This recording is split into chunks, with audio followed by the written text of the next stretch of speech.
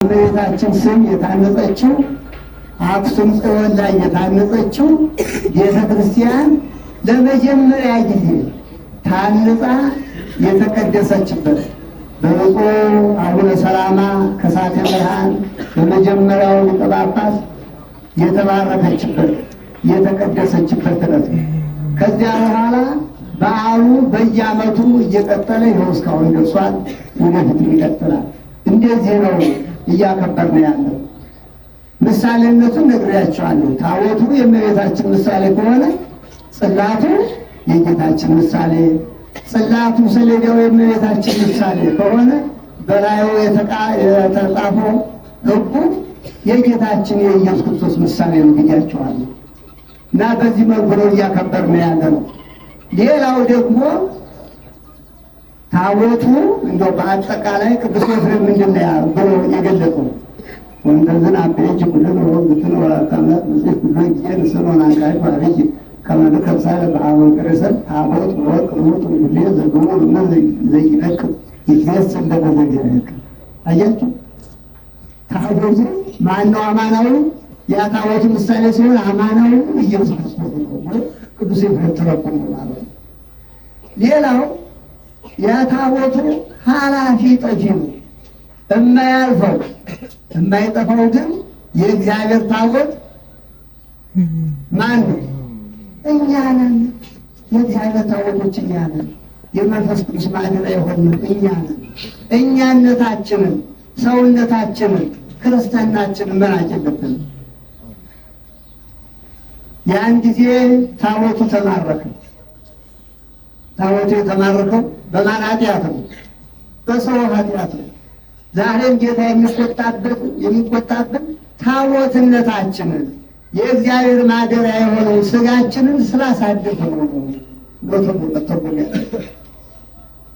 እና ስለዚህ የዛሬው በዓል የክርስትናችን እንዲያው ክርስትናችን ስርዓት የያዘበት መልክ የያዘበት ዕለት ነው። ከዚያን ጊዜ ጀምሮ በእመቤታችን ስም አሁን በኢትዮጵያ ስንት ቤተክርስቲያኖች አሉ? የተወደዳችሁ ሊቃውንተ ቤተክርስቲያን፣ ካህናተ ቤተክርስቲያን፣ ዲያቆናት፣ መዘምራን፣ አብነት ደቀ መዛሙርት፣ ምዕመናን፣ ምዕመናት በዚያው ዘመት እንደ ከዋክብት በዝታችሁ እንደ ጨረቃ ደምቃችሁ በአሁኑ ሰዓት በምስጋና ተውባችሁ እግዚአብሔር ፊት የቆማችሁ ሁላችሁም በሩን እግዚአብሔር ስም እንደምን አደራችሁ? እንኳን አደረሳችሁ። በዚህች ዕለት የጸለያችሁትን ጸሎታችሁን ሁሉ የልመናችሁን ልመናችሁን የሰጣችሁትን ስጦታችሁን ምስጋናችሁን አምልኳችሁን ሁሉ ወዶ ይቀበልላችሁ።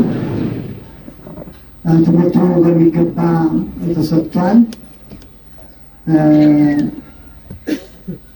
የዛሬው ባህል የመጀመሪያው ተተርኳል። በሚገባ ነው የተተረከው። በጣም ጥሩ ነው። በእኔ አተያይ በሁለት ዋና ዋና ክፍል የተከፈለ ነው የዛሬው በዓል። አንደኛው ከሙሴ አንስቶ እስከ ክርስቶስ ያለው ነው። ሁለተኛው ከክርስቶስ አንስቶ እስካሁን ወደፊትም እስከ ዕለተ ምጽአት ያለው በሁለት ነው የሚከፈለው። በግልጽ አነጋገር ብሉይ ኪዳንና ሐዲስ ኪዳን ማለት ነው።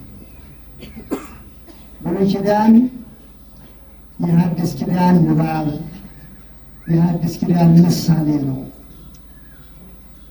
ብሉይ ኪዳን ጥላ ነው፣ ሐዲስ ኪዳን ግን አካል።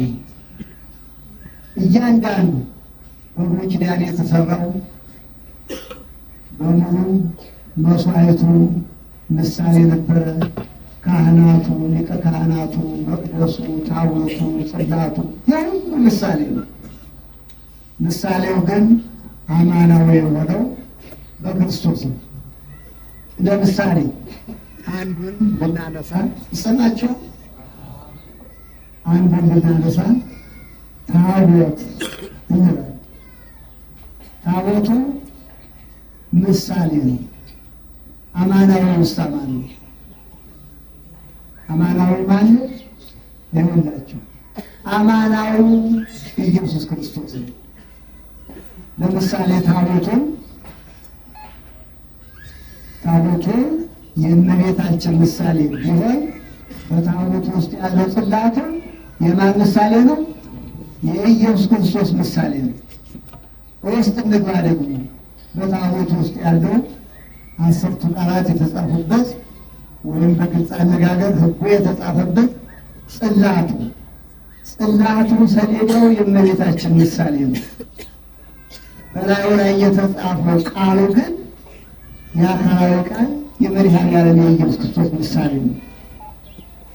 ሊቀ ካህናቱ የብሉይ ኪዳን ሊቀ ካህናት ምሳሌ ነው። አማናዊ ግን እውነተኛው ሊቀ ካህናት በጊዜያዊ ስለ ራሱ ኃጢአት መስዋዕት የማያቀርበው አንድ ጊዜ ባቀረበው መስዋዕት ለዘላለሙ ፍጹማን ያደረገ ኢየሱስ ክርስቶስ ነው። አማናዊ ያ ምሳሌ ነው። ይህ አማናዊ ነው። ያ ይሞታል፣ ይሄኛው ግን ሞትን ድል አድርጎ የተነሳ ዘላለማዊ ሊቀ ካህናት እየተከተላችሁ ይሆን። በዚህ መልኩ ስንተነትን ብንሆን ረዥም ጊዜ የሚፈጅ ነው የሚሆን። ጠቅለል ባለ መልኩ የዛሬው በዓል ምንድን ነው? የፊተኛው እንደተጠበቀውን አሁን ይህ በዓል የተጀመረው በዚህ መልኩ በሐዲስ ኪዳን ወይም የሐዲስ ኪዳን በዓል ሆኖ የተጀመረው የመጀመሪያዊቱ ቤተ ክርስቲያን ይቆጠር ስንት ሌላው ቀርቶ እዚህ ጎንደር እንኳን ስንት ቤተ ክርስቲያን ያለው እንደው እዚህ አካባቢ እንኳ ያው ግምጃ ቤት ማርያም፣ ማነው ደብረ ምጥማቅ ማርያም፣ ሎዛ ማርያም፣ እዚህ ታች ማነው አዘዞ መንትና ቤዛዊት ማርያም፣ እዚህ ደብረ ነባቢት ዳሁና ገና ጅማሬ ስለሆነች ነው እንጂ ደብረ ነባቢት ማርያም እዚህ አካባቢ እና ደግሞ ኪዳነ ምሕረት ማርያም ናት። ኪዳነ ምሕረት ማርያም ናት። እዚህ ደፈጫ ማርያም እንትና ደፈጫ እዚህ ወረቃ ሁላችን ቁስቋም ማርያም ናት። ልደታ ማርያም ናት። ቢቆጠር በጣም በብዙ ሺህ የሚቆጠር ነው። ስለዚህ የመጀመሪያዊቱ ቤተ ክርስቲያን የምናመልክባት በውስጧ ስርዓቱ የተፈጸመባት ከዚያን ጊዜ አንስቶ በቤተ ክርስቲያን ክርስትና እንነሳለን አይደለም? ክርስትና እንነሳለን፣ ስጋውን ደሙን እንቀበላለን። እና ይሄ ክርስትናችን መሰረት አይሆንም? ለኢትዮጵያውያን አይሆንም? እና ስለዚህ አሁንም የእግዚአብሔር ታቦት የሆናችሁ ምእመናን ሆይ ሐዋርያው ቅዱስ ጳውሎስ እንደተናገረ የእግዚአብሔርን ታቦት ከጣዖት ጋር የሚደምር ማን ነው? የሚጨምረው ማን ነው? ማለት ደግሞስ የእግዚአብሔር ታቦቱ እንደሆናችሁ የመንፈስ ቅዱስ ማደሪያ እንደሆናችሁ አታውቁምን? ማደሪያውን ቤተ መቅደሱን ታቦቱን የሚያሳድፍ የሚያፈርስ ካለ እግዚአብሔር እሱንም ያፈርሰዋል ይላል። እና ስለዚህ እንዳንፈርስ የሰማዩ ዕድል ፈንታችን በዚህ በመሬት እያለን ነውና በሰማይ ያለው ዘላለማዊውን ዕድል ፈንታችንን በሚያልፈው በሚጠፋው ነገር እንዳናበላሸው ሰውነታችንን ክርስትናችንን አክብረን እንድንይዘው ያስፈልጋል። በዚያን ጊዜ የነበሩት ሰዎች ስላላከበሩት ያው ተዋረዱ። ምንም እንኳ እግዚአብሔር መሐሪ መዓቱ ያነሰ ምሕረቱ የበዛ ስለሆነ ተገሰጸ። በኋላ መልሶ በድል ቢመልሰውም ታቦቱን ይሁን እንጂ እነዚያ የተቀሰሙት ወደ 30 ሺህ የሚሆን ሕዝብ እኮ ነው ያለው በዚያን ጊዜ በአንድ ቀን ጦርነት እኮ እና ስለዚህ እግዚአብሔር ቸርነቱ ምንጊዜም ቢሆን መቼም አይለየንም። መዓቱ ያነሰ ምሕረቱ የበዛ ስለሆነ ነው እንጂ እኛነታችንን እንደ ኃጢአታችንን ከተመለከተ አንድ ቀን ምንኳሩ የማደር ብቃት የሌለን እጅግ ምስኪኖች ነን። ስለዚህ ምንም እንኳ ሰውነታችን ምስኪን ቢሆንም አምላክ ሰው የሆነለት ደሙ የፈሰሰለት የከበረ ሰውነት ስላለን ሰውነታችንን ልናከብር ይገባል። ጥንቱንም እግዚአብሔር የፈጠረ ለዓላማ ክብሩን እንድንወርስ መንግስቱን እንድንወርስ ስሙን ግን እንድንቀብር ሳርጎ ነው የፈጠረው። ስራ ነው መቅደም ያለበት፣ ነው መቅደም ያለበት። ማነው መቅደም ያለበት? ስራ ነው አይደለም? ቅዳሴ ነው መቅደም ያለበት ወይስ ክብር መውረስ? ቅዳሴ ነው። አምልኮ ነው መቅደም ያለበት። ያላመለኩት ክብሩን አይወርሱም። እና ለአምልኮ ነው የተፈጠርነው፣ ስሙን ቀድሰን ክብሩን እንድንወርስ ነው። እና ስለዚህ በዚች ቤተክርስቲያን ከዛሬ 1000 በፊት ምናልባት 1600 ገደማ በሀገራችን ቤተክርስቲያኒቱ ተመስርታ ከዚህ ወዲህ ይኸው ከዳር እስከ ዳር ድረስ ቤተክርስቲያን አለች። ምዕመናን አሉ።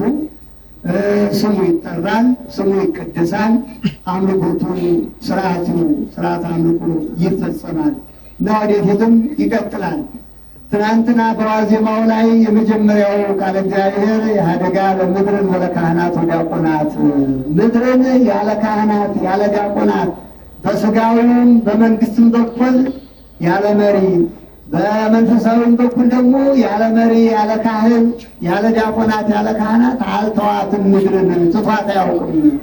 መጋቢያችን እግዚአብሔር ሁልጊዜም ይመግበናል። ችግሩ በአግባቡ መመገብ አለመቻላችን፣ መመራት አለመቻላችን፣ ስርዓት አለማክበራችን ነውና ስለዚህ ስርዓቱን አክብረን እንደ እግዚአብሔር ፈቃድ እንድንኖር የአምላካችን ቸርነቱ አይለየን። ኃጢአታችን ሳይመለከት የቸርነቱን ስራ እንዲሰራለን በሀገራችን በኃጢአታችን ይሁን በምንም ይሁን ገብቶ ከላይ ከታች እያለ የሚያጣላን የሚያፋስሰን የክፉ መንፈስ በሙሉ እንደው ከነ ሰንኮፉ ከሀገራችን ያርቅልን። ከሀገራችን ብቻ ሳይሆን ከዓለማችንም ሁሉ ያርቅልን። ዛሬ ዓለምን ስንመለከተው እጅግ በጣም በከፋ ሁኔታ ነው እና የተያዘው። እግዚአብሔር ክፉ መንፈስ ያርቅልን። መንፈስ ቅዱስ እንዲገዛ፣ መንፈስ ቅዱስ የሰላም መንፈስ እንዲሰፍን የመድኃኔዓለም ኢየሱስ ክርስቶስ ፈቃዱ ይሁንልን። የእመቤታችን ኃይለ ጸሎታ የጠብቃችሁ፣ በቃል ኪዳኗ የሚያጥናችሁ፣ በፊት በኋላችሁ በቀኝ በግራችሁ እግዚአብሔር በቸርነቱ በረድኤቱ አይለያችሁ። አቡነ ዘበሰማያት እንበል። አባታችን ሆይ በሰማያት የምትኖር ስምህ ይቀደስ፣ መንግሥትህ ትምጣ፣ ፈቃድህ በሰማይ እንደሆነች እንዲሁ በምድር ትሁን። የዕለት እንጀራችንን ስጠን ዛሬ፣ በደላችንን ይቅር በለን እኛ የበደሉንን ይቅር እንደምንል፣ ወደ ፈተናም አታግባን ከክፉ ሁሉ አድነን እንጂ መንግሥት ያንተ ናትና ኃይል፣ ምስጋና ለዘላለሙ አሜን። እመቤታችን ቅድስት ድንግል ማርያም ሆይ መልአኩ ቅዱስ ገብርኤል ሰላምታ ሰላም እንልሻለን። በሐሳብሽ ድንግል ነሽ፣ በሥጋሽም ድንግል ነሽ። አሸናፊ እግዚአብሔር እናት ሆይ ሰላምታ ላንቺ ይገባሻል። ከሴቶች ሁሉ ተለይተሽ አንቺ የተባረክሽ ነሽ፣ የማኅፀንሽ ፍሬ የተባረከ ነው። ጸጋን የተመላሽ ሆይ ደስ ይበልሽ፣ እግዚአብሔር ከአንቺ ጋር ነውና ከተወደደው ልጅሽ ከጌታችን ከመድኃኒታችን በኢየሱስ ክርስቶስ ዘንድ ይቅርታን ለምኝልን፣ ኃጢአታችንን ያስተሰርይልን ዘንድ ለዘላለሙ አሜን።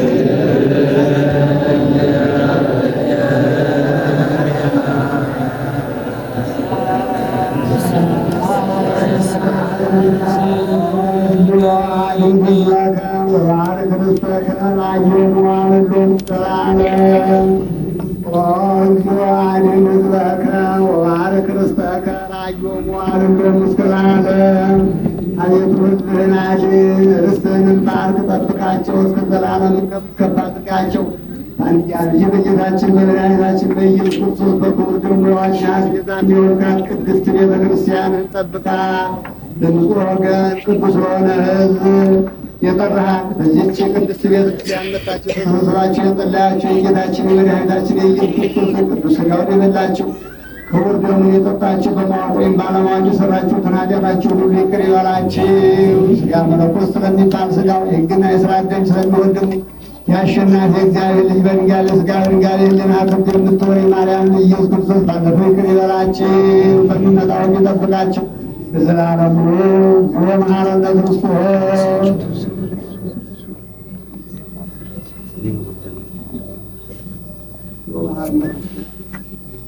እንደ እግዝእትነ ማርያም መሐረነ ክርስቶስ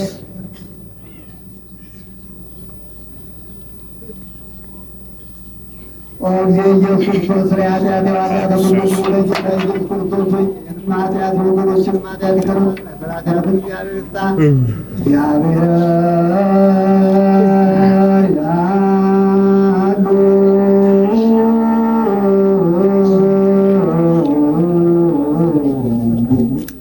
ምስለ ኩልክሙ